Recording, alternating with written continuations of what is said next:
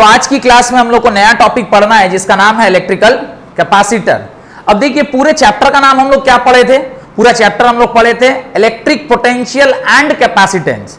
तो आज electric potential हम लोग लास्ट क्लास में खत्म किए, जिसके अंदर इलेक्ट्रोस्टैटिक शील्डिंग और इलेक्ट्रोस्टैटिक फील्ड में अगर आप किसी कंडक्टर को डालते हैं तो उसके साथ क्या क्या बिहेवियर होता है, ये मैंने आपको लास्ट क्लास में पढ़ाया था। आज की क्लास में हम लोग इलेक्ट्रिकल कैपेसिटर के बारे में पढ़ेंगे। तो सबसे पहला मेरा जो डाउट आना चाहिए कि कैपेसिटर है क्या, तो capacitor is basically a energy storing device. Charge जाकर एक जगह जब एक्यूमुलेट होता है तो वो एनर्जी के फॉर्म में स्टोर हो जाता है किसी जगह में। तो जो डिवाइस इस एनर्जी को in the form of charge store करता है उसको हम लोग क्या कहते हैं, कैपेसिटर कहते हैं। That is only called as capacitor. तो आप लिखिए capacitance, the measure of the ability of a conductor, the major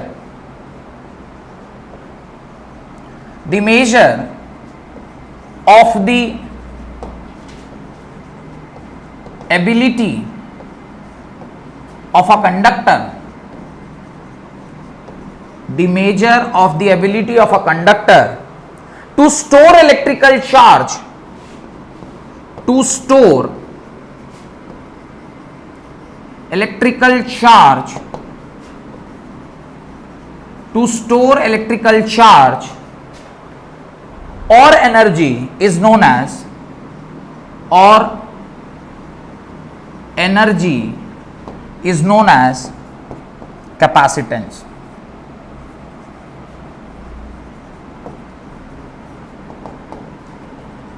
Ability of a conductor to store charge, ability of a conductor to store electrical charge और energy को store करे। Charge accumulate होगा तो वो energy का ही form होगा, तो accumulation of charge हो जाए, इसी को हम लोग क्या कहते हैं, इसी को हम लोग कैपेसिटेंस कहते हैं। अब ये जो कैपेसिटेंस है जो कि बेसिकली किसके ऊपर डिपेंड कर रहा है, चार्ज के ऊपर। तो जो चार्ज स्टोर होता है वो डायरेक्टली प्रोपोर्शनल होता है V के, यानी charge stored in a conductor is directly proportional to the potential. तो लिखिए when some charge is given to a conductor, right, when some charge is given to a conductor it has some electrostatic potential। जहां charge वहां potential, मतलब ऐसा नहीं जहां charge वहां field, जहां फील्ड वहां पोटेंशियल। सीक्वेंस तो ये है ना, जहां चार्ज वहां फील्ड, जहां फील्ड वहां पोटेंशियल। लेकिन when some charge is given to a conductor it has some electrostatic potential। और जैसे जैसे आप चार्ज बढ़ाते जाइएगा मैग्नीट्यूड ऑफ इलेक्ट्रिक फील्ड बढ़ता जाएगा, और इलेक्ट्रिक फील्ड बढ़ेगा तो क्या बढ़ेगा, पोटेंशियल भी बढ़ेगा। तो कह सकते हैं कि Q is directly proportional to V। भाई ये इसके डायरेक्टली प्रोपोर्शनल है, जैसे जैसे चार्ज बढ़ाइएगा वैसे वैसे मैग्नीट्यूड ऑफ इलेक्ट्रिक फील्ड बढ़ेगा, और जैसे जैसे इलेक्ट्रिक फील्ड बढ़ेगा वैसे वैसे पोटेंशियल भी बढ़ता जाएगा। तो इसी सीक्वेंस में हमने पढ़ा भी है, यही सेम सीक्वेंस में हमने पढ़ाई भी किया है। सबसे पहले आपने चार्ज पढ़ा, चार्ज के बाद फिर फील्ड पढ़े, फील्ड के बाद फिर पोटेंशियल पढ़े। अब चार्ज और फील्ड को, जैसे चार्ज है, चार्ज से फील्ड और फील्ड से पोटेंशियल, तो चार्ज और पोटेंशियल के बीच में एक रिलेशनशिप स्टैब्लिश किया, और वहां पे हमें पता चला कि किसी भी कंडक्टर पर जब आप चार्ज डालते हैं तो उसके पास एक क्षमता है कि वो उस चार्ज को क्या कर सकता है, स्टोर कर सकता है। और स्टोर करने की जो क्षमता है किसी भी कंडक्टर की, उसी को हम क्या कहते हैं, कैपेसिटेंस कहते हैं। और जो डिवाइस ये काम करेगा उसको क्या बोलेंगे, कैपेसिटर बोलेंगे। क्लियर? तो लिखिए इट इज ऑन। तो ये क्या, अब यहां पर प्रोपोर्शनैलिटी साइन को जब इज इक्वल टू साइन में बदलिएगा तो कोई एक कांस्टेंट चाहिए ना। प्रोपोर्शनैलिटी साइन को जब इज इक्वल टू साइन में बदलिएगा तो कोई एक ये चाहिए, ये क्या हो जाएगा, Q is equal to CV। तो फॉर्मूला है वेयर, लिख दीजिए वेयर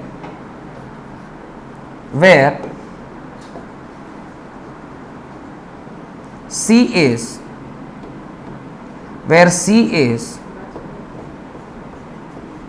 proportionality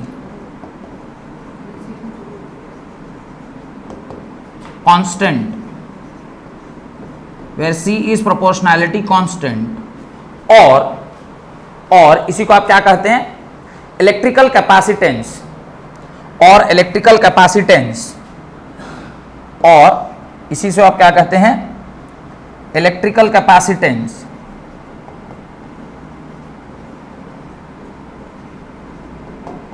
या इसी को आप ability of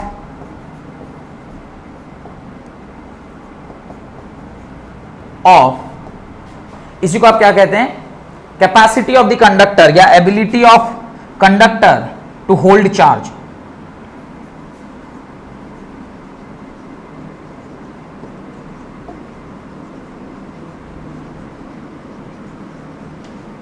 that is capacity of conductor, that is capacity of conductor,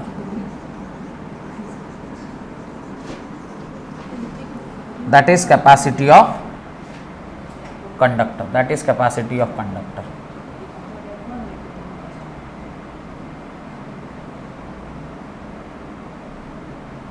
that is capacity of conductor. Clear? तो ये बातें आप लिख लीजिए, कैपेसिटी ऑफ कंडक्टर। तो ये एक प्रोपोर्शनैलिटी कांस्टेंट भी है, ये एक इलेक्ट्रिकल कैपेसिटेंस भी है और कैपेसिटी ऑफ कंडक्टर भी। ये तीन नाम से इसको जाना जाता है। डन? या फिर हम लोग ये भी कह सकते हैं कि Q इज इक्वल टू, अगर CV है तो C is equal to Q by V, ये भी कहा जा सकता है कि ये जो है C is equal to QV के बराबर भी है। तो एक फॉर्मूला आ गया। यूनिट लिखिए, unit of capacitance is farad, unit of capacitance is farad. इसको F से डिनोट किया जाता है। और जनरली ज्यादातर केस में हम लोग मतलब प्रैक्टिकल यूनिट जो है वो म्यू फैराड है, मतलब 10⁻⁻6 फैराड, 10⁻⁻6 फैराड प्रैक्टिकली यही यूज में आता है, म्यू फैराड। और पॉइंट 2 है capacitance is a scalar quantity. ये एक स्केलर क्वांटिटी भी है, ये क्या है, स्केलर क्वांटिटी है। Capacitance is a scalar quantity. Done? कोई दिक्कत?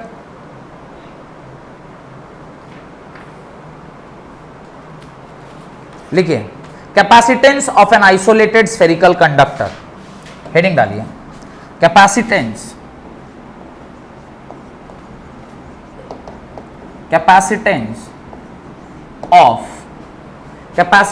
Of an isolated spherical conductor, isolated spherical conductor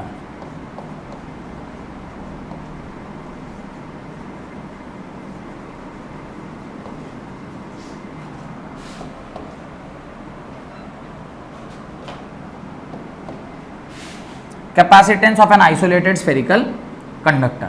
अब कोई स्फेरिकल कंडक्टर है, स्फेरिकल कंडक्टर मतलब एक ऐसा कंडक्टर जो कि स्फेरिकल शेप का है। लिखिए, consider N isolated spherical conductor of radius r in free space. Consider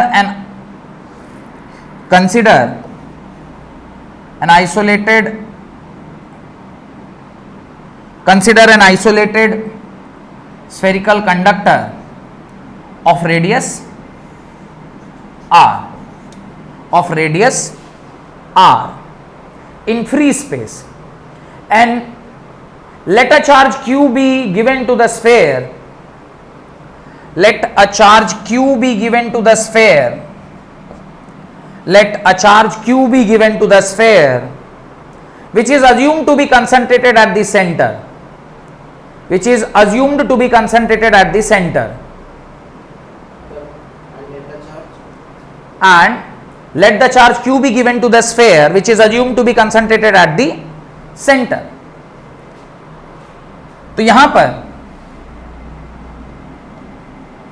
v जो है वो क्या होगा, 1/4 पाई epsilon not Q by R के बराबर। V जो है वो किसके बराबर होगा? 1/4πε0 Q बाई R के बराबर। और C जो है वो किसके बराबर होता है? Q बाई V के बराबर। C जो है वो किसके बराबर होगा? Q बाई V के बराबर। अब आप क्या कीजिए, यहां पर V की वैल्यू को पुट कर दीजिए। जब आप V की वैल्यू को यहां पुट कीजिएगा 1/4πε0 Q बाई R, तो आप देखेंगे कि ये Q से ये Q कट गया और ये पूरी चीज कहां उठकर ऊपर आ गई और क्या हो गया? 4πε0 R के बराबर।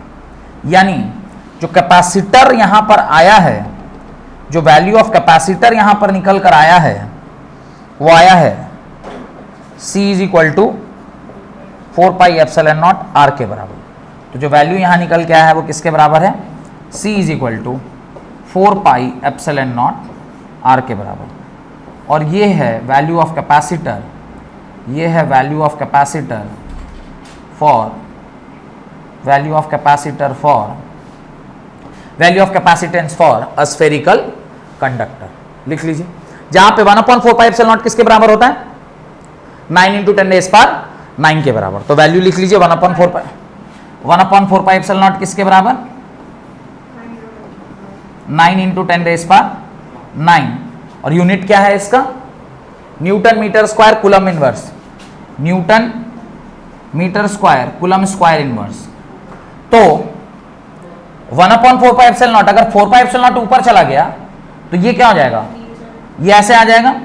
और C इज इक्वल टू 1/9 × 10⁻⁹, ऊपर क्या हो गया? इंटू R, यानी C का वैल्यू क्या हो जाएगा? R/9 × 10⁻⁹ के बराबर। ये C का वैल्यू आ गया। डन। यहां से मुझे एक चीज तो पता चल गया कि C क्या है? प्रोपोर्शनल टू R है। यानी अगर किसी का रेडियस ज्यादा है तो उसका कैपेसिटर भी क्या होगा? ज्यादा होगा। अगर किसी का रेडियस ज्यादा है तो उसका कैपेसिटर भी क्या होगा? ज्यादा होगा। ये हमने यहां से कंक्लूड कर लिया। देखिए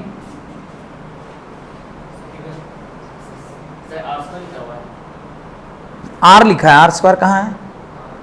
1/4πε0 Q बाई R है। कैपेसिटेंस है ना, ये पोटेंशियल है। क्वेश्चन लिखिए, can a single isolated spherical conductor, can a single isolated spherical structure, can a single isolated spherical conductor have a capacitance of 1 farad? Can, question है, can a single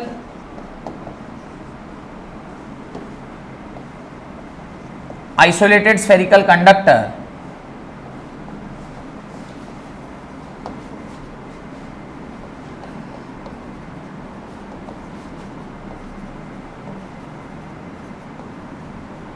have a capacitance of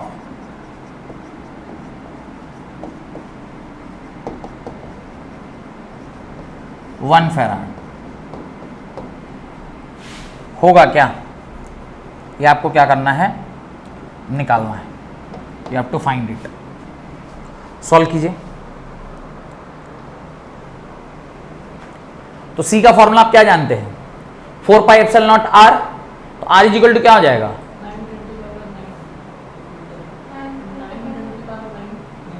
डाल लीजिए, सारा value put करिए और देखिए कि आपका 1 farad पे रेडियस कितना आ रहा है?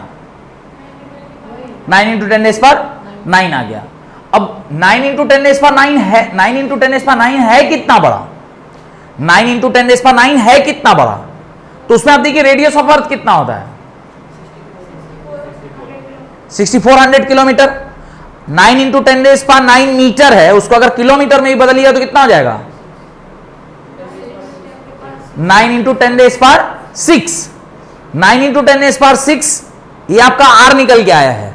इतना किलोमीटर, कितना अर्थ का रेडियस उसमें घुस जाएगा? उतना बड़ा जब आप क्या कीजिएगा? स्फेरिकल सरफेस लीजिएगा तो उसको 1 फेराड मिलेगा। यही कारण है कि हम लोग क्या यूज करते हैं प्रैक्टिकल पर्पस पे, इसलिए मैं बोला था ना कि हम लोग इसको किस में यूज करते हैं, for our practical purposes it is used in the terms of mu farad, क्योंकि 10⁻6 है, 10⁻6 और 10⁻6 क्या हो जाएगा, कट जाएगा और आपका जो आंसर है वो नॉर्मल रेडियस में आ जाएगा। समझ में आया? इसलिए वो ये न्यूमेरिकल से बस यही प्रूफ करना चाह रहा है कि आपका रेडियस क्या है। तो आप यहां से r इज इक्वल टू क्या निकालिएगा, c by 1/4 pi epsilon not, c का वैल्यू 1 और ये जो 1/4 पाई एप्सिलॉन नॉट है इसको मल्टीप्लाई कर दिएगा तो ये क्या जाएगा 9 × 10⁻9 मीटर। जब आप इसको किलोमीटर में लिखिएगा तो ये हो जाएगा 9 × 10⁻6 किलोमीटर। रेडियस ऑफ अर्थ कितना है, r इज इक्वल टू है 6400 किलोमीटर। तो एक काम करते हैं, इसको डिवाइड दे दीजिए तो पता चल जाएगा कितना r/r का रेशियो कितना है। r इज इक्वल टू पता है कितना आ रहा है, 1400 r आ रहा है। कितना आ रहा है, r is equal to 1400 r। r is equal to 1400 r का क्या मतलब है, रेडियस ऑफ अर्थ का 1400 गुना बड़ा। जब हम क्या लेंगे, स्फेयर लेंगे, उस स्फेयर का जो रेडियस होगा उस पर जाके कितना फेराड कैपेसिटेंस होगा, 1 फेराड होगा। और यही कारण है कि हम लोग क्या लेते हैं, कैपेसिटेंस जो है वो किस में लेते हैं, म्यू फेराड में लेते हैं। Practical, for all practical purposes we take capacitance in mu farad, not farad में नहीं लेते हैं, क्या लेते हैं, म्यू फेराड में लेते हैं। Done done. अगला क्वेश्चन लिखिए, find the potential of the sphere, find the potential of the sphere, find the potential of the sphere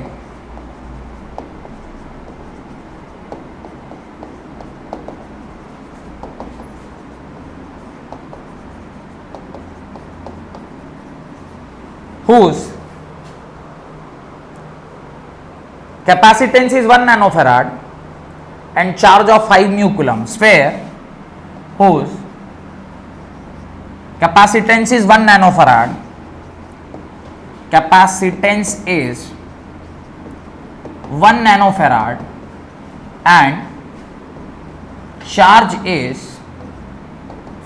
sorry charge है ना, पोटेंशियल बोला है तो कैपेसिटर है और चार्ज हो जाएगा तो पोटेंशियल निकल जाएगा, mu coulomb, 5 mu coulomb. Solve कीजिए, सिंपल है। फॉर्मूला आप क्या जानते हैं, Q is equal to C V, that is V is equal to Q by C। Q कितना दिया है, 5 × 10⁻6।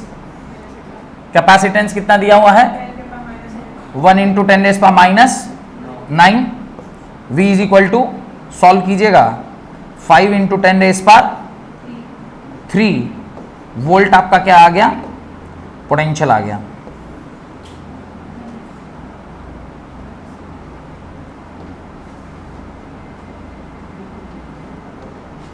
ये आपका क्या हो जाएगा, आंसर हो जाएगा। क्लियर? कोई डाउट है इस सवाल में? सिंपल सवाल है, हेडिंग डालिए, कैपेसिटर और कंडेंसर, कैपेसिटर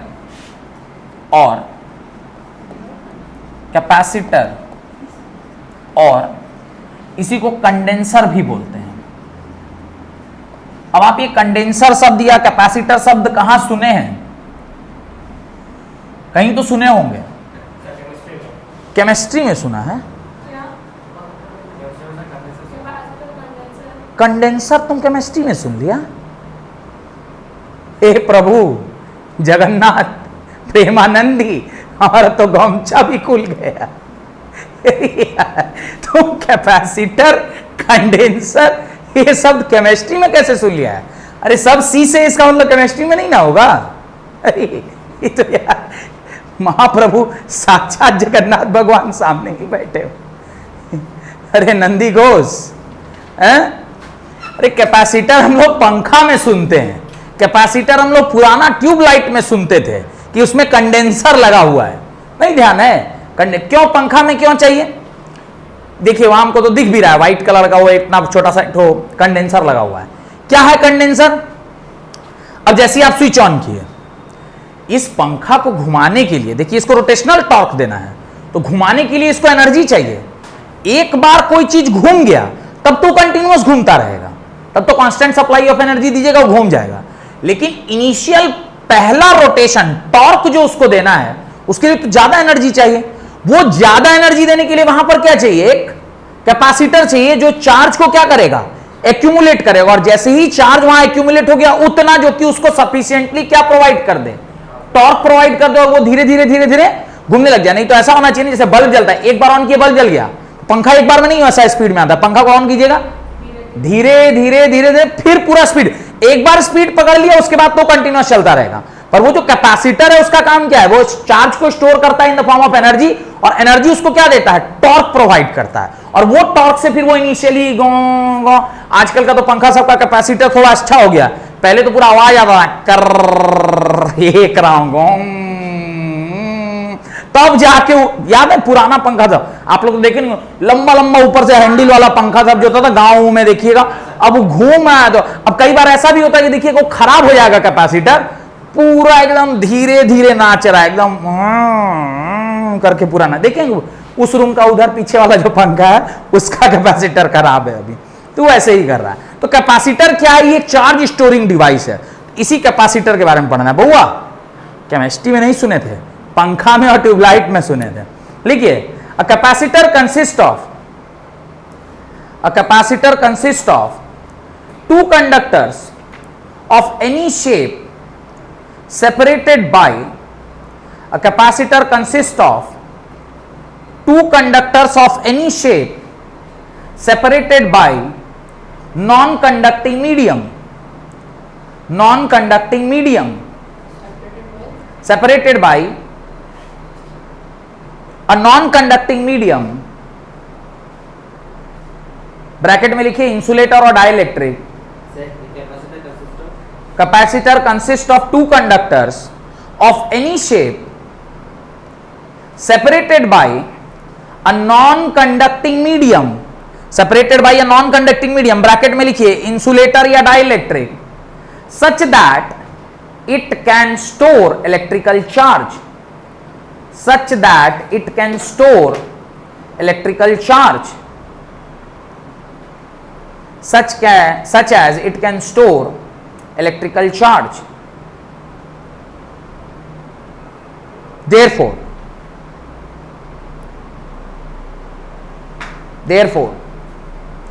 ये एक डिवाइस है, it is a device, right? It is a device. Therefore it is a device which stores energy in the form of charge. Therefore it is a device which stores energy in the form of charge. और ये इसका हम लोग symbol use करते हैं। This is for symbol of capacitor, symbol of capacitor. और capacitor का दो प्रकार, एक कांस्टेंट वैल्यू वाला कांस्टेंट कैपेसिटर, और दूसरा वेरिएबल कैपेसिटर।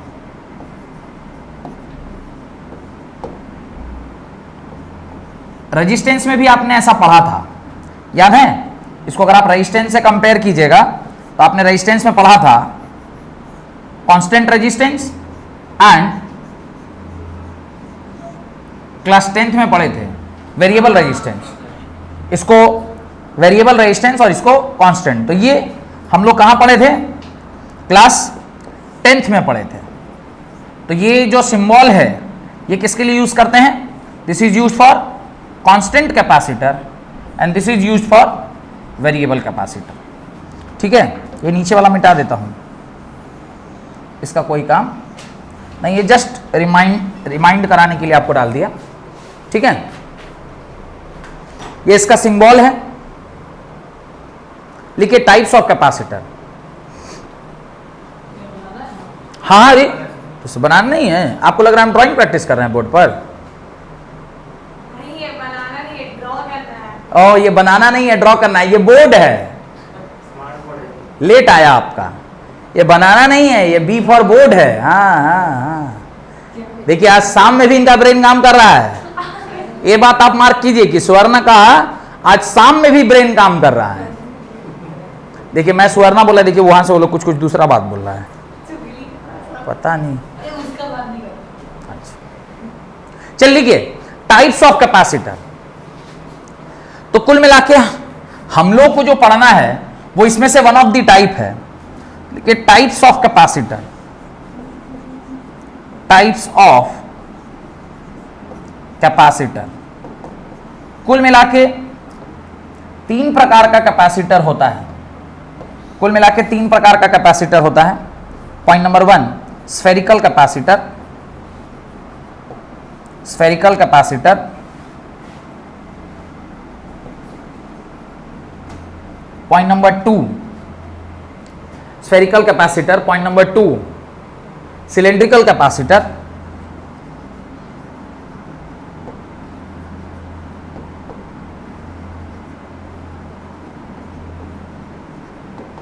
और पॉइंट नंबर 3 जो हमारे सिलेबस में है that is parallel plate capacitor. तो हम लोगों को कौन सा पढ़ना है? पैरेलल प्लेट कैपेसिटर पढ़ना है। हम लोग को कौन सा पढ़ना है? Parallel plate capacitor. तो ये दोनों कैपेसिटर हमारे सिलेबस में नहीं है। हमारे सिलेबस में कौन है? Parallel plate capacitor. डन। अच्छा, पोटेंशियल वर्सेस चार्ज का अगर आप ग्राफ बनाइएगा तो ग्राफ कैसा बनेगा? स्ट्रेट लाइन बनेगा। क्यों? क्योंकि Q जो है वो डायरेक्टली प्रोपोर्शनल टू क्या है? V है। तो अगर इन दोनों के बीच का आप ग्राफ बनाइएगा दैट इज V और Q के बीच का, तो ये क्या होगा? It is a straight line. It is a straight line passing through origin because y is equal to mx formula है, v इज इक्वल टू क्या है? फॉर्मूला क्या है? q is equal to cv या v is equal to q by c। तो v is equal to 1 by c into q है, यानी जो स्लोप है वो यहां पर क्या होगा? v is equal to 1 by C into Q. तो जो m है वो किसके बराबर होगा? 1 बाई सी के बराबर। यानी जो हमारा स्लोप है वो किसके बराबर होगा? Reciprocal of. तो आप यहां पर एक लाइन ऐड कर लीजिएगा, द स्लोप ऑफ। यहां एक इस तरह का थीटा बना लीजिए और ये लिखिए v और ये लिखिए q। तो यहाँ पर आप लिख सकते हैं tan theta is equal to perpendicular by base that is v by q, और v बाई q जो है वो 1 बाई c के बराबर होता है, जो कि किसके बराबर है? स्लोप के बराबर। और स्टेटमेंट में लिख लीजिए the slope of VQ graph gives the reciprocal of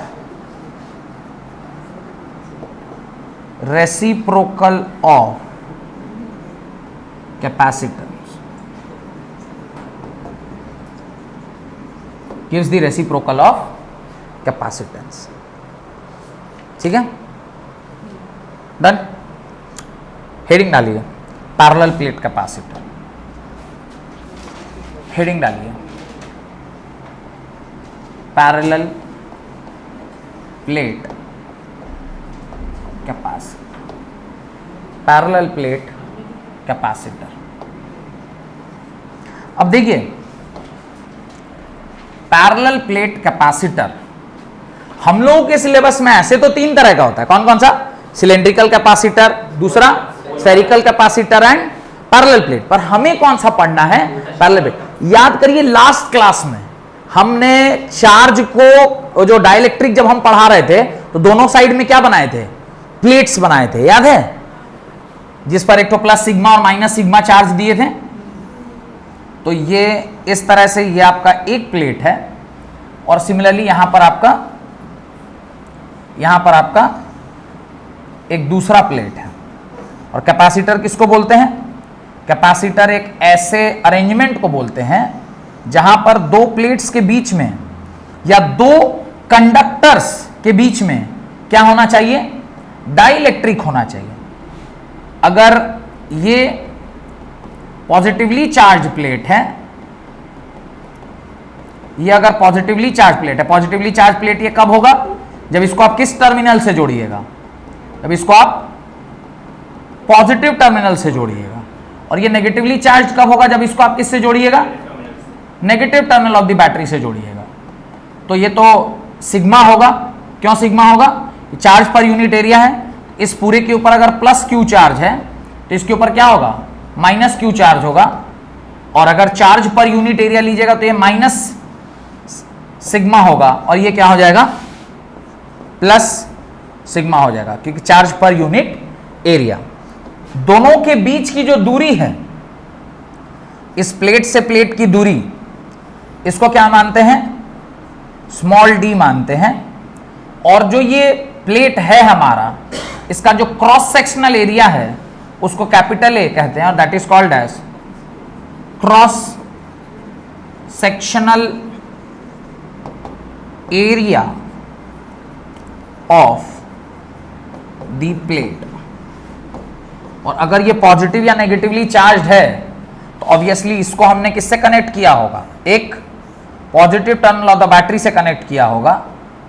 और अगर ये नेगेटिवली चार्ज है तो ऑब्वियसली इसको हमने किससे कन्वर्ट किया होगा, कनेक्ट किया होगा negative terminal of the battery से कनेक्ट किया होगा। इसको आप अपनी कॉपी में बना लें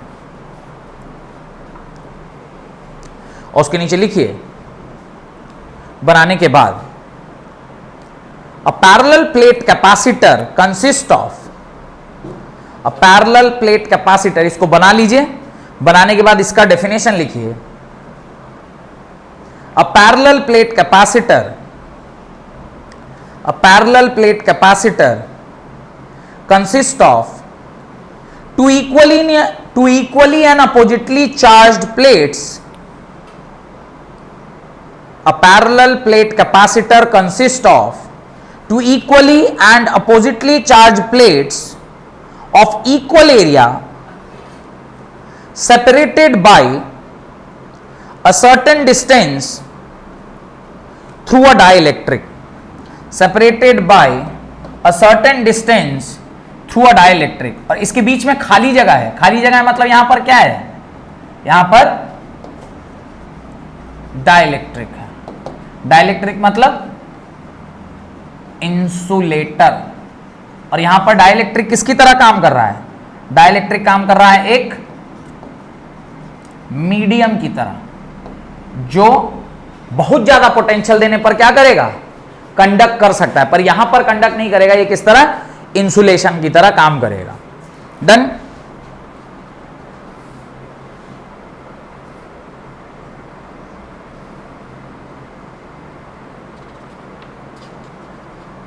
हेडिंग डालिए, ये डायग्राम बना लिए, डेफिनेशन लिख लिए। लिखिए, capacitance of a parallel plate capacitor, capacitance of a parallel plate capacitor, capacitance of a parallel plate capacitor.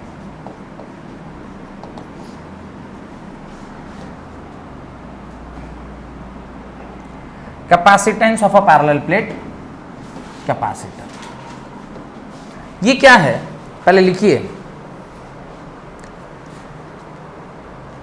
Right, let D be the distance between the two parallel plates each of cross sectional area A. Let D, तो मैं already पीछे photo में already ये सब लिख चुका हूं, इसलिए दोबारा फोटो नहीं बना रहा। Let D with the distance between the two parallel plates and A be the cross sectional area of the plate of the capacitor, plate of the capacitor, of the plate of the capacitor, cross sectional area of the plate of the capacitor.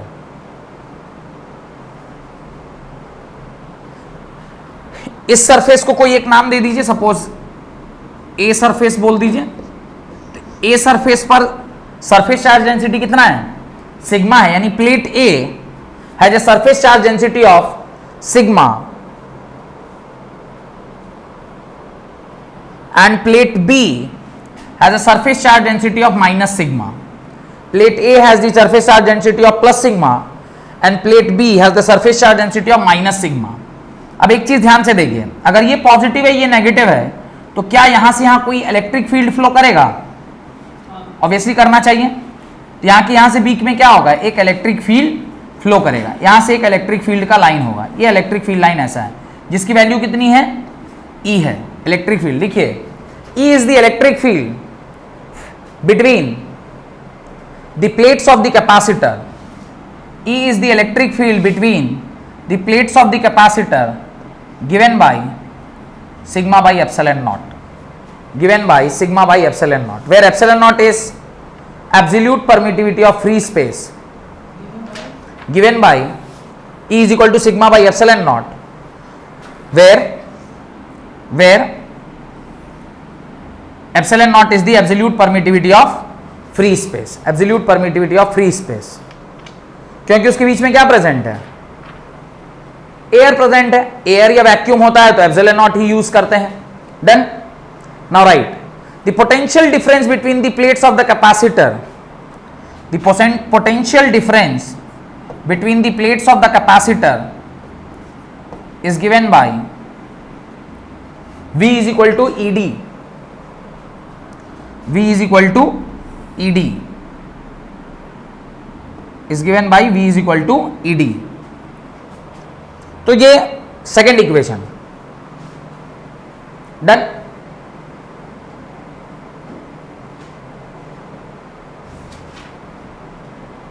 अब इन दोनों equation को अगर आप ध्यान से देखिएगा और इसको इक्वेशन आप 1 मान लीजिए, इसको इक्वेशन नंबर 2 मान लीजिए, तो इन दोनों को कंबाइन करके E के जगह पर आप अगर इस वैल्यू को पुट कर देते हैं तो V इज इक्वल टू क्या आप लिख सकते हैं, sigma D by epsilon not लिख सकते हैं क्या, देखिए तो sigma D by epsilon not.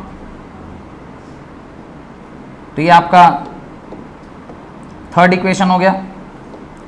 Sigma क्या है आपके इस पर्टिकुलर, Q बाई ए है। Very good.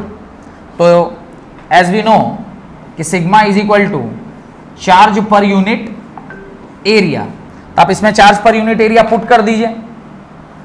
तो जब आप charge per unit area put कीजिएगा तो आपका एक्सप्रेशन क्या है, V is equal to sigma D by epsilon naught है। तो V is equal to Q by A into D by epsilon naught हो जाएगा। और हम लोग जानते हैं कि Q is equal to CV होता है, तो यहां से C इज इक्वल टू क्या हो जाएगा, Q बाई V होगा। हाँ, तो Q बाई V यानी Q बाई V, तो आप यहां पर Q बाई V निकाल लीजिए। क्या निकाल लीजिए, Q बाई V निकाल लीजिए, जो कि ऑलरेडी किसके बराबर होगा, C के बराबर। तो Q बाई V, बाकी सबको एक जगह कर दीजिए, तो क्या आएगा, A epsilon naught by D। तो C जो है वो किसके बराबर हो गया, epsilon naught A by D के बराबर। और ये कैपेसिटर का वैल्यू आ गया।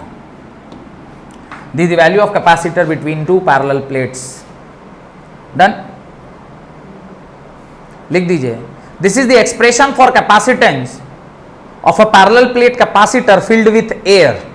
जैसे ही यहां एप्सिलॉन नॉट लिखा हुआ है, इसका मतलब किससे भरा हुआ है, हवा से भरा हुआ है। Done. It is the expression for the capacitance of parallel plate capacitor filled with air। और एक्सप्रेशन क्या आया है, C is equal to epsilon naught A by D। C is equal to epsilon naught A by D। देखिए, factor on which capacitance of a parallel plate capacitor depends, factor on which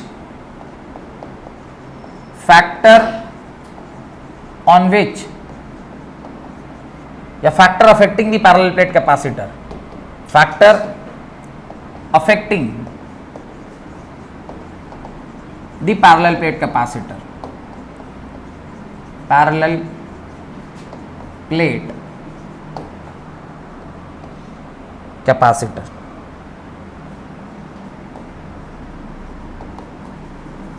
तो क्या क्या factor है जो parallel plate capacitor को प्रभावित करेगी। Formula याद रखिएगा, C is equal to C is equal to क्या आया है, epsilon naught A by D। एक फैक्टर तो यही समझ में आ रहा है कि C जो है वो डायरेक्टली एरिया के ऊपर डिपेंडेंट है, यानी अगर आप एरिया बढ़ाइएगा तो कैपेसिटेंस की वैल्यू बढ़ेगी। दूसरा क्या समझ में आ रहा है, दूसरा समझ में आ रहा है कि C is inversely proportional to what, D, यानी अगर D बढ़ाइएगा तो कैपेसिटेंस क्या होगा, घटेगा। तो पहला जो फैक्टर है लिखिए, द कैपेसिटेंस लिखिए, the capacitance of parallel plate capacitor depends upon, the capacitance of parallel plate capacitor depends upon, पहला the area of cross section, the area of cross section, कैसे मैंने बगल में लिख दिया है, B the distance between the plate of capacitor, the distance between the plates of capacitor,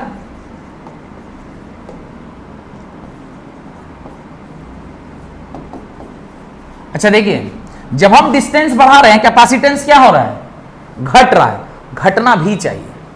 आप जब चार्ज को दूर दूर कर दीजिएगा तो उसमें चार्ज होल्डिंग कैपेसिटी क्या हो जाएगा, कम हो जाएगा।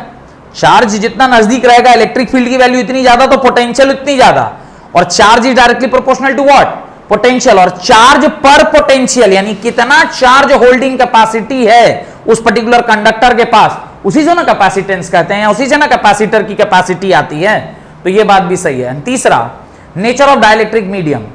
थर्ड क्या है, nature of dielectric medium, C is directly proportional to epsilon.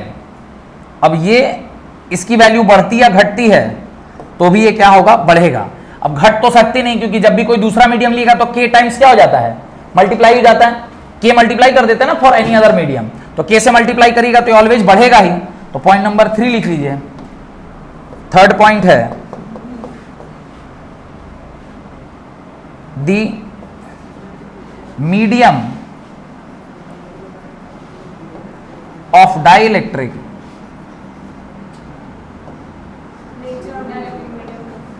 The medium of dielectric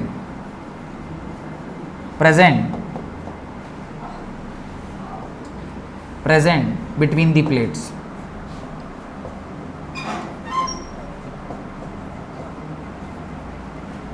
plates के बीच में जो डाइलेक्ट्रिक है उसके ऊपर भी ये क्या करता है, डिपेंड करता है। डन, कोई डाउट नहीं? देन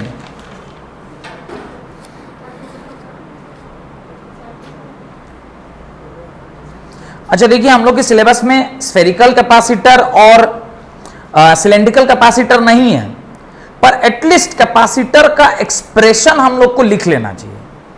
भाई मान लीजिए आपके जेई में या नीट में डायरेक्ट कोई क्वेश्चन आ गया और आपको उसका एक्सप्रेशन नहीं मालूम था, इसलिए आप उसको नहीं सॉल्व कर पाए। जैसे पैरेलल प्लेट का C कितना है, epsilon naught A by D, ऐसे बस एक्सप्रेशन लिख लीजिए। तो जस्ट एक्सप्रेशन लिख लीजिए, ताकि अगर बाई चांस ऐसा कुछ पूछा तो आपको पता होना चाहिए। स्फेरिकल कैपेसिटर का कैपेसिटेंस क्या होता है, स्फेरिकल कैपेसिटर का कैपेसिटेंस क्या होगा, तो C इज इक्वल टू क्या होता है, बस वो लिख लीजिए। तो C इज इक्वल टू होता है, C is equal to 4 pi epsilon naught, 4 pi epsilon naught whole divided by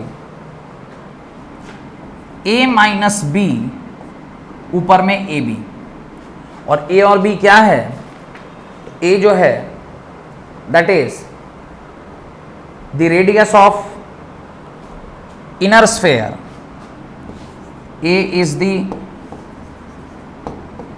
radius of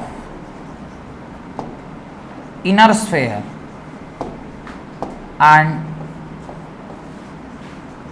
B is the radius of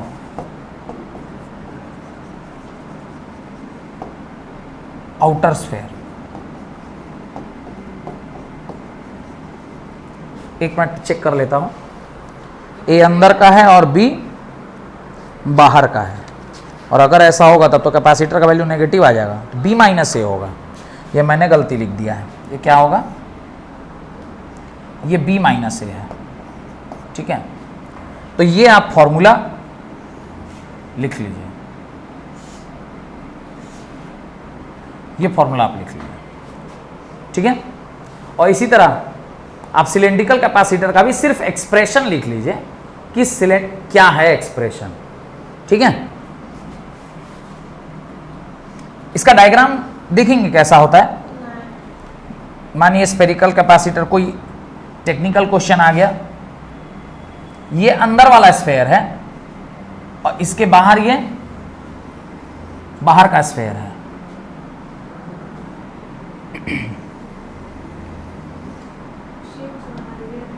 हाँ, मैं भी